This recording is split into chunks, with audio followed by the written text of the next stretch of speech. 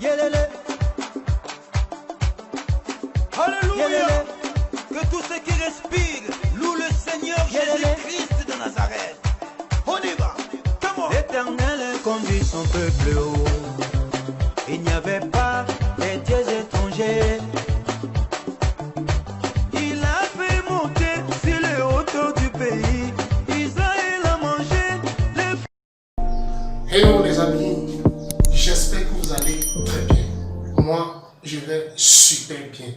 Alors, chose promise, chose due. Nous vous avons promis qu'à partir du 10 juillet, nous mettrons sur nos différentes plateformes School 2.0, sur la chaîne YouTube et sur notre page Facebook, des vidéos éducatives en ligne, particulièrement pour les lycéens et pour les professionnels du domaine informatique.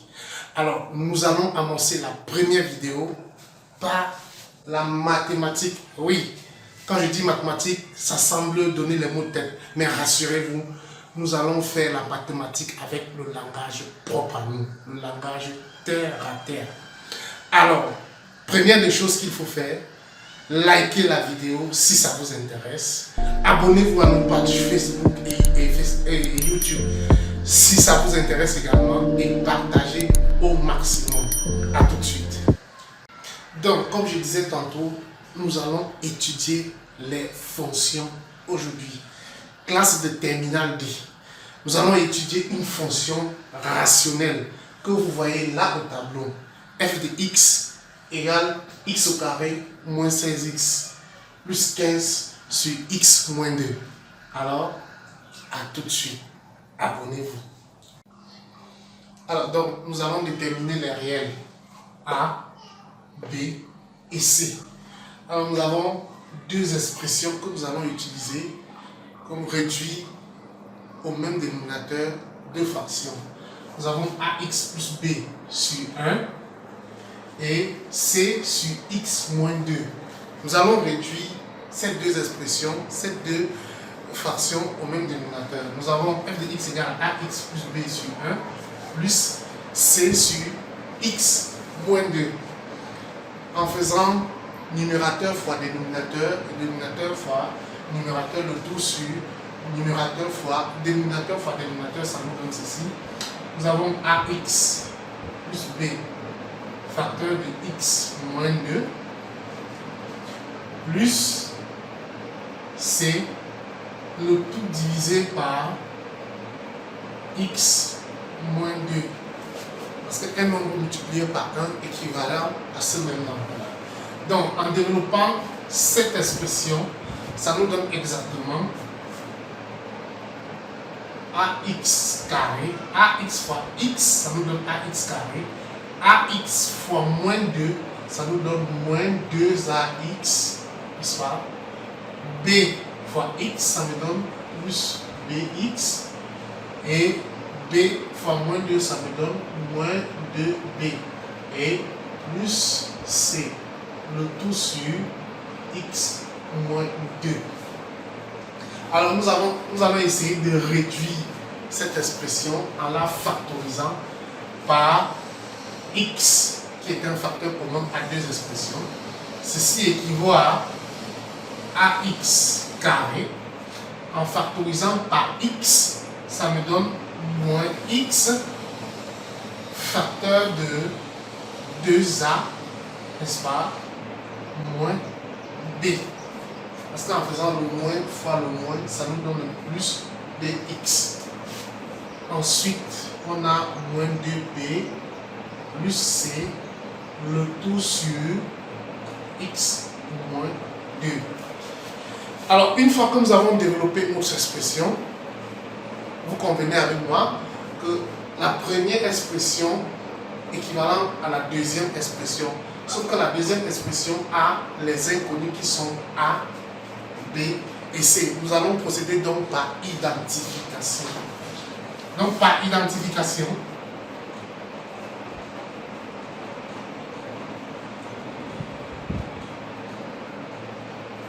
nous avons A avec le polynôme le plus haut degré correspond à cette expression. AX carré correspond à x carré. Si ax carré égale à x carré, ça veut dire tout simplement que a est égal à 1. Ensuite, nous avons moins x. Ici, nous avons moins 5x. Ça veut dire tout simplement que 2a moins x moins b, 2a moins b est égal à 5. N'est-ce pas? Ça, c'est pas identification.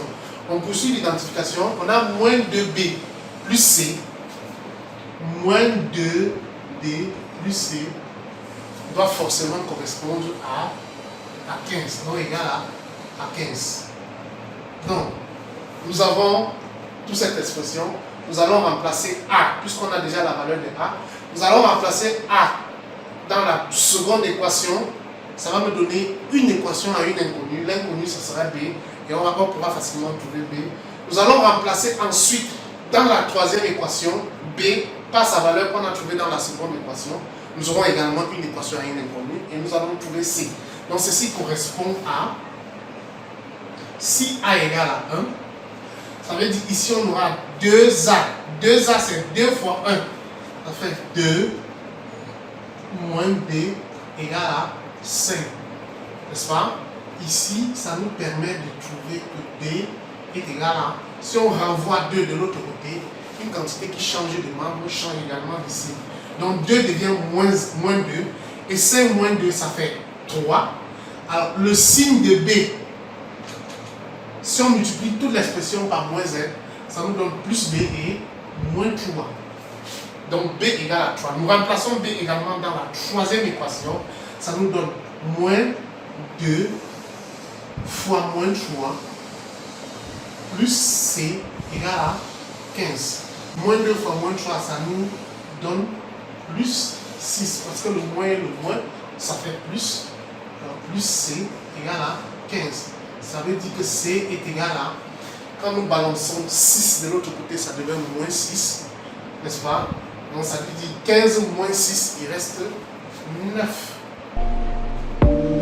Donc, a égale à 1, b égale à moins 3 et c égale à 9.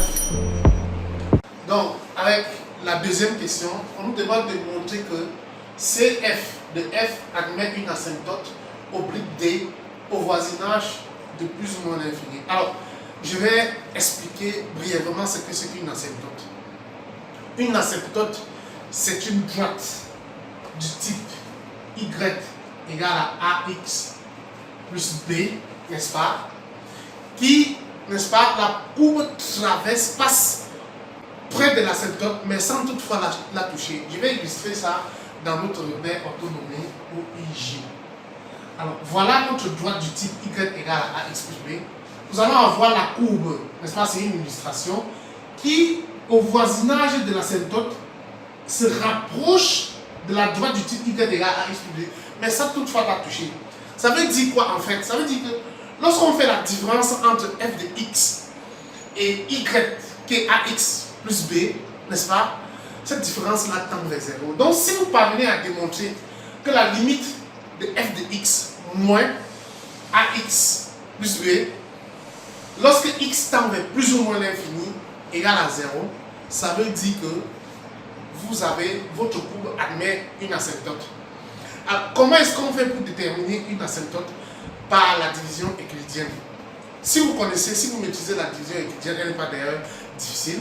Vous faites la division du numérateur divisé par le dénominateur. Donc ça nous donne exactement x carré moins 5x plus 15 divisé par x moins 2. Vous procédez à la division euclidienne et en fait, on revient à la première question qui revenait à identifier, à trouver A, B et C.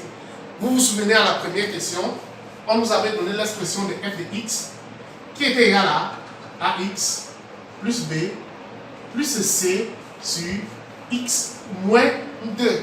Donc lorsque vous faites la division euclidienne, ça vous renvoie exactement au terme ici. Comme nous allons aller très rapidement, nous avons déjà, n'est-ce pas, notre équation y égale à x plus b, c'est-à-dire notre asymptote oblique. Donc l'asymptote oblique va correspondre exactement à cet terme ici. Donc, y c'est égal à A est égal à 1, donc x, b est égal à moins 3, donc x moins 3.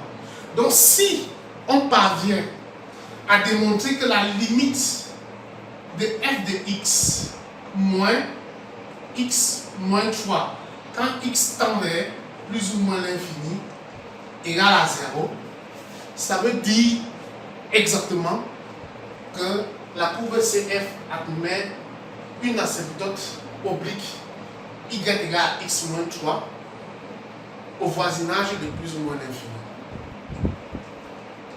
Donc pour aller plus rapidement, j'ai développé les thèmes rapidement, n'est-ce pas?